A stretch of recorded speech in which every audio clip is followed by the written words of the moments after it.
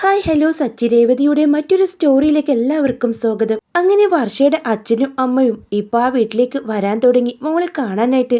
അവിടെ പല ഫംഗ്ഷൻസും ഒക്കെ നടക്കുന്നുണ്ട്. എന്നാൽ സച്ചിക്ക് വർഷയുടെ അച്ഛന് തീരെ കണ്ടുകൂടാ. തൻ്റെ അച്ഛന് ഒരു ബഹുമാനം കൊടുക്കാതെ തൻ്റെ അച്ഛന് ജയിലടച്ചവനാണ് അയാൾ. അതുകൊണ്ട് തന്നെ ആ ദേഷ്യവും പകയും ഇപ്പോഴും സച്ചിയുടെ ഉള്ളിലുണ്ട്. വർഷയുടെ അച്ഛൻ സുധാകരൻ മേനോന് സച്ചി അന്ന് തല്ലിയതിൻ്റെ പകയും ഉണ്ട്. അവനെ ഇല്ലാതാക്കണം. തൻ്റെ മോൾക്ക് ഈ വീട്ടിൽ സ്വസ്ഥയും സമാധാനം ഉണ്ടാവണമെങ്കിൽ ആ സച്ചി എങ്ങനെയെങ്കിലും തീരണം എന്ന് മാത്രമേ ഉള്ളൂ കേട്ടോ. അങ്ങനെ സച്ചിക്ക് ഒരു പണി കൊടുക്കണം. അവനിപ്പോൾ ഓടിക്കുന്നത് മറ്റാരുടെ കാറാണെന്ന് മനസ്സിലാക്കിയ സുധാകരൻ ആരും കാണാതെ ഫംഗ്ഷന് അവൻ വീട്ടിലേക്ക് വന്നതായിരിക്കും.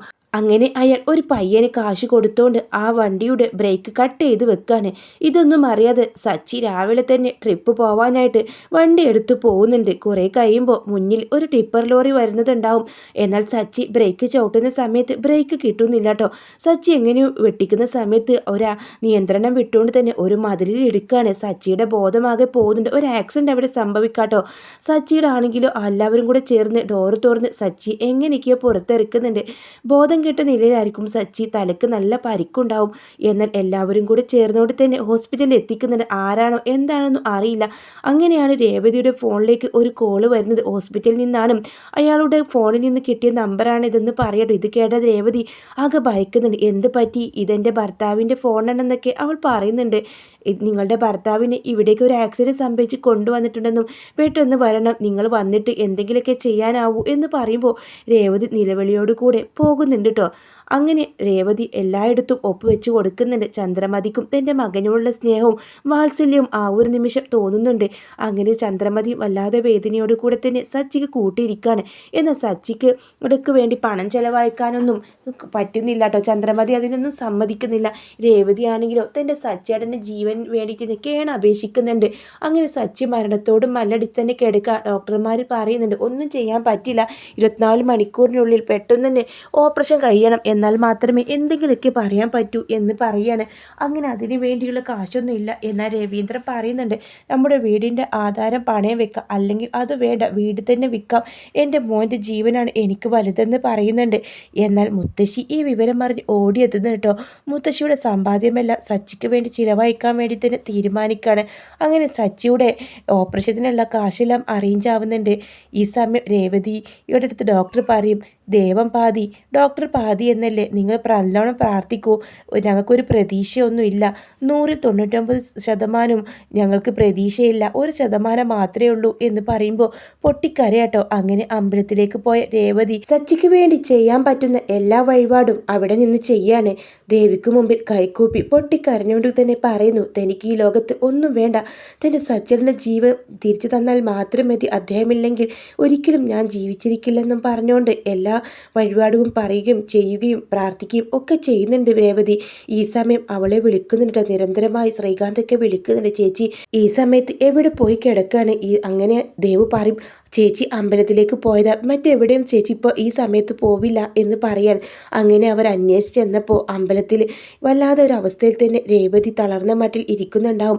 തിരുമേനി വന്നിട്ട് പറയും ഈ കുട്ടിയെ ആരെങ്കിലും ഒന്ന് പിടിച്ചു കൊണ്ടുപോകും, അല്ലെങ്കിൽ അതിൻ്റെ ജീവൻ എന്തെങ്കിലും ആപത്ത് പറ്റും, വലിയ വലിയ വഴിപാടുകളൊക്കെയാണ് ചെയ്തിട്ടുള്ളത്, കാലെല്ലാം പൊള്ളിയിട്ടുണ്ട്, തീയിലൂടെ നടന്ന വഴിപാടാണ്, സ്വന്തം ഭർത്താവിന് വേണ്ടി ചെയ്തതെന്ന് പറയാണ്. സച്ചിയേടൻ ചേച്ചിയെ അന്വേഷിക്കുന്നത് ഇതെവിടെയാണ്? സച്ചിയേട്ടൻ കണ്ണ് തുറന്നോ എന്ന് രേവതി കണ്ണുനീർ തുടച്ച് ചോദിക്കാൻ. അതെ, സച്ചിയേട്ടൻ കണ്ണ് തുറന്നു. അപ്പം തന്നെ ചേച്ചിയാണ് അന്വേഷിക്കുന്നത്. ഓപ്പറേഷനത്തിനൊന്നും അവർ സമ്മതിച്ചില്ല. അതിനു മുമ്പേ സച്ചിയേട്ടന് രേവതിയെ കാണണമെന്നാണ് പറയുന്നത്, എന്നിട്ട് ഓപ്പറേഷൻ ചെയ്യാമെന്നാണ് പറയുന്നത് എന്ന് പറയാണ്. ഇത് കേട്ട രേവതി ഓടിപ്പോകുന്നുണ്ട് കേട്ടോ. അങ്ങനെ സച്ചി ആയ സമയം തന്നെ രേവതി രേവതി എന്ന് വിളിക്കാമെന്നല്ലാതെ ഒരക്ഷരം സച്ചിക്ക് പറയാനാവുന്നില്ല. അപ്പോഴേക്കും ഡോക്ടർമാർ പറയുന്നത് ഇനി ടൈം വൈകിച്ചൂടാ, രേവതി വന്നല്ലോ, ഓപ്പറേഷൻ തുടങ്ങുകയാണെന്ന് പറയാണ്. ഇത്രയും നേരം രേവതിക്ക് വേണ്ടിയാണ് വെയിറ്റ് ചെയ്തത്. പെട്ടെന്ന് ബോധം തെളിഞ്ഞ് സച്ചി രേവതിയെ ചോദിക്കുമെന്ന് ഞങ്ങൾ ആരും കരുതിയില്ല എന്ന് പറയാണ്. അങ്ങനെ സച്ചി രേവതിയോട് പറയുന്നുണ്ട് രേവതി ഞാൻ പോയാലും നീ കരയരുത്, നീ തനിച്ചാവരുതെന്ന് പറയുമ്പോൾ എന്താ ഈ സമയത്ത് ഇങ്ങനെയൊക്കെ പറയുന്നത്, നിങ്ങൾക്കൊന്നും സംഭവിക്കില്ലെന്ന് പറഞ്ഞ് രേവതി പൊട്ടിക്കരയുന്നുണ്ട് കേട്ടോ.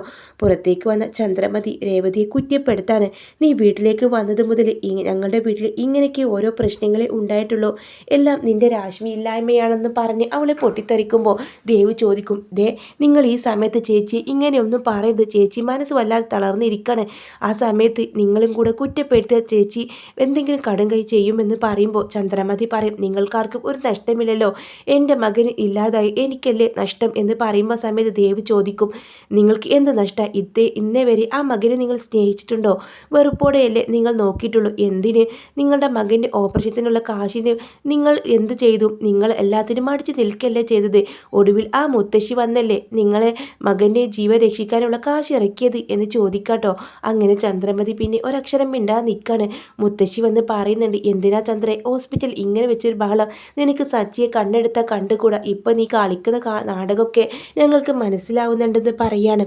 അങ്ങനെ സച്ചിയുടെ ജീവൻ ആണെങ്കിലോ മരിക്കോ ജീവിക്കോ എന്നൊരറിയാത്ത നിമിഷത്തിലൂടെ കടന്നു പോവാട്ടോ. കുറേ സമയം കഴിഞ്ഞിട്ട് ഡോക്ടർമാർ പുറത്തേക്ക് വരുന്നുണ്ട്. ഓപ്പറേഷൻ കഴിഞ്ഞു, ഇനി ഒന്നും പറയാനായിട്ടില്ല, ഇനിയും 24 മണിക്കൂർ സമയമുണ്ട്, ബോധം തെളിയട്ടെ, നമുക്ക് നോക്കാം എന്ന് പറയാണ്. അങ്ങനെ അവരൊക്കെ പോകുന്നുണ്ട് കേട്ടോ. ഈ സമയം രേവതി ഒരു തുള്ളി വെള്ളം പോലും കുടിക്കാതെ സച്ചിക്ക് വേണ്ടി പ്രാർത്ഥനയോടെ നിൽക്കുകയാണ്. ഒടുവിൽ സച്ചിയുടെ ഓപ്പറേഷൻ സക്സസ് ആയെന്നും അവൻക്ക് യാതൊരു ആരോഗ്യ പ്രശ്നങ്ങളില്ലെന്നും കുറച്ച് ദിവസങ്ങൾ കൊണ്ട് പൂർണ്ണ ആരോഗ്യവാനാവുമെന്ന് ഡോക്ടർ വന്ന് പറയാണ്. ബോധം തെളിഞ്ഞു, ആളിപ്പോൾ പഴയപടി ആയിട്ടുണ്ട്, ഇനി നന്നായി റെസ്റ്റ് എടുക്കണം, പറയുന്ന മെഡിസിനും ഒക്കെ അതേപോലെ കഴിക്കണം, അത് മാത്രം മതിയെന്ന് പറയാം. തലക്കാണ് ഓപ്പറേഷൻ കഴിഞ്ഞിട്ടുണ്ടാവുക സച്ചിയുടെ. അങ്ങനെ ശ്രീകാന്തൊക്കെ എല്ലാവർക്കും ആശ്വാസമാവാണ് കേട്ടോ. അങ്ങനെ ശ്രീകാന്ത് ഒരു കാര്യം കേൾക്കണം. വർഷയുടെ അച്ഛൻ ആരെയോ ഫോണിൽ വിളിച്ച് പൊട്ടിച്ചിരിച്ചുകൊണ്ട് കൂടെ പറയുന്നുണ്ട്, അവന് എന്നെ വീട്ടിൽ കയറി തല്ലിയവനാ, അവനക്ക് വേണ്ടി നല്ലൊരു പണി ഞാൻ കൊടുത്തിട്ട് ഇതേപ്പോൾ അവൻ മരിക്കുമെന്ന നിലയിൽ ഹോസ്പിറ്റൽ കിടക്കാൻ ഐസിക്കുള്ളിൽ എന്നും പറഞ്ഞ് പൊട്ടിച്ചിരിക്കാണ്. ഈ സമയം തന്നെ ശ്രീകാന്തിന് മനസ്സിലാവാണ് ഇതിൻ്റെ പിന്നിൽ, ഈ ആക്സിഡൻറ്റ് പിന്നിൽ വർഷയുടെ ഡാഡിയാണെന്ന കാര്യം.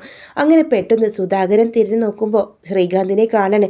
ശ്രീകാന്ത് എല്ലാം മനസ്സിലാക്കിയെന്ന് അയാൾ മനസ്സിലാക്കും. എടാ നീ എൻ്റെ ഏട്ടനി എന്നും പറഞ്ഞുകൊണ്ട് ശ്രീകാന്ത് വർഷയുടെ അച്ഛൻ്റെ ഷർട്ടിൽ കുത്തി പിടിക്കുന്നുണ്ട് കേട്ടോ.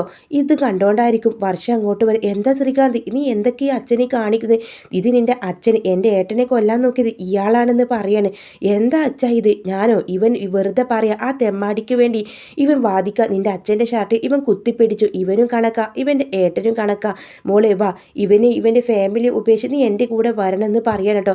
അങ്ങനെ വർഷ കാണുമ്പോൾ ശ്രീകാന്തിൻ്റെ ഭാഗത്താണ് തെറ്റ്. സ്വന്തം ഏട്ടനെ തൻ്റെ അച്ഛൻ കൊല്ലാൻ നോക്കി ഇല്ലാത്ത കാര്യം പറഞ്ഞ് തൻ്റെ അച്ഛനെ ഉപദ്രവിക്കാൻ നോക്കി എന്നും പറഞ്ഞുകൊണ്ട് വർഷ ശ്രീകാന്തിനെ വിട്ടിട്ട് അവളുടെ വീട്ടിലേക്ക് പോവാട്ടോ. അങ്ങനെ വർഷയോട് പറയുന്നുണ്ട്, നീ ഇപ്പം ചെയ്യുന്ന തീരുമാനം ഉണ്ടല്ലോ നിനക്ക് ദോഷം ചെയ്യും, ഒരിക്കലും ഞാൻ നിന്നെ കൂട്ടാൻ വരില്ല, നിൻ്റെ അച്ഛനാണ് എല്ലാത്തിനും കാരണക്കാരൻ.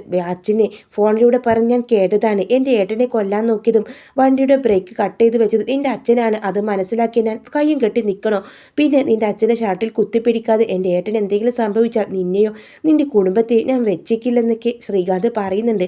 നിങ്ങൾക്ക് എന്നേക്കാൾ വലുത് നിങ്ങളെ ഏട്ടനാണോ എന്ന് ശ്രീകാന്തിനോട് വർഷ ചോദിക്കുമ്പോൾ അതെ എൻ്റെ ഏട്ടനാണെടി, എൻ്റെ ഏട്ടനുണ്ടായതിനു ശേഷമല്ലേ നിന്നെയൊക്കെ ഞാൻ കാണാൻ തുടങ്ങിയതെന്ന് പറയാണ് കേട്ടോ. അങ്ങനെ വർഷ അവളുടെ അച്ഛൻ്റെ കൂടെ വീട്ടിലേക്ക് പോവാണ്. അവളങ്ങനെ പോവുകയാണെങ്കിൽ പോട്ടെ, തൻ്റെ ഏട്ടനെ തീരെ വില കൽപ്പിക്കാത്തവർ ഇവിടെ എനിക്കും വേണ്ടെന്ന് തീരുമാനിക്കാണ്. എന്നാൽ ചന്ദ്രമതി നീ എന്ത് കരുതിയിട്ടാണ് ആ സച്ചിയും രേവതിയുടെയും പറച്ചിൽ കേട്ടുകൊണ്ട് നീ അവളെ ഉപേക്ഷിക്കാൻ പാടില്ലായിരുന്നു. അമ്മ എന്തറിഞ്ഞിട്ടാ ഇങ്ങനെ പറഞ്ഞത്? ഏട്ടൻ ഇങ്ങനെ കിടക്കാൻ കാരണക്കാരി അവളുടെ അച്ഛനാണ്, അതറിഞ്ഞപ്പോൾ പിന്നെ ഞാൻ കയ്യും കെട്ടി നോക്കി നിൽക്കണോ എന്ന് ശ്രീകാന്ത് പറയാൻ കേട്ടോ. വർഷ ഒരു തെറ്റും ചെയ്തിട്ടില്ലല്ലോ, പിന്നെന്തിനാ നീ അവളെ പറഞ്ഞു വിടുന്നതാണ് രവീന്ദ്രൻ. ഞാൻ പറഞ്ഞു വിട്ടല്ല അച്ഛ, അവൾ അവളുടെ സ്വയം ഇഷ്ടത്തിന് പോയതാ, അവൾ അച്ഛനെ ഞാൻ ഉപദ്രവിക്കാൻ നോക്കിയെന്ന്, അവൾക്ക് വേണമെങ്കിൽ തിരികെ വരട്ടെ എന്ന് പറഞ്ഞുകൊണ്ട് ശ്രീകാന്ത് അവിടെ നിന്ന് പോകുന്നുണ്ട് കേട്ടോ. മക്കളുടെ ജീവിതം ഇങ്ങനെ തകർന്ന് കാണുമ്പോൾ വല്ലാതെ വേദനയോടെയാണ്. ചന്ദ്രമതിക്കാണെങ്കിലും കാശുകാരി മരുമകളെ നഷ്ടപ്പെടുമെന്ന വേദനയിലാണ് നിൽക്കുന്നത്. അങ്ങനെ വർഷം പിന്നെ കുറച്ച് എപ്പിസോഡുകൾക്ക് ശേഷമാണ് കേട്ടോ അവൾ സ്വയം മനസ്സിലാക്കി തിരികെ വരുന്ന സീനൊക്കെയാണ് പിന്നെ കാണിക്കുന്നത്. അങ്ങനെ സച്ചി മരണത്തിൽ നിന്ന് ജീവിതത്തിലേക്ക് തിരികെ വരണം. ആദ്യമൊക്കെ ഒന്ന് ഭയന്നു പോയി രേവതി, തൻ്റെ സച്ചേട്ടന് എന്തെങ്കിലും സംഭവിക്കുമോ എന്നോർത്തിട്ട്. എന്തായാലും അതൊന്നും ഉണ്ടായില്ല കേട്ടോ. ഇവരുടെയൊക്കെ മനസ്സിലിരിപ്പൊക്കെ മനസ്സിലാക്കി അവർ രണ്ടുപേരും അതിനുശേഷം കേട്ടോ വീട് വിട്ട് മറ്റൊരിടത്തേക്ക് താമസം മാറുന്നു. അതോടുകൂടി സച്ചിയുടെയും രേവതിയുടെയും ജീവിതം മാറിയുന്നുണ്ട് കേട്ടോ. അവർ പണക്കാരായി മാറുന്ന സീനൊക്കെയാണ് പിന്നെ ചന്ദ്രമതിക്ക് കാണേണ്ടി വരുന്നത്.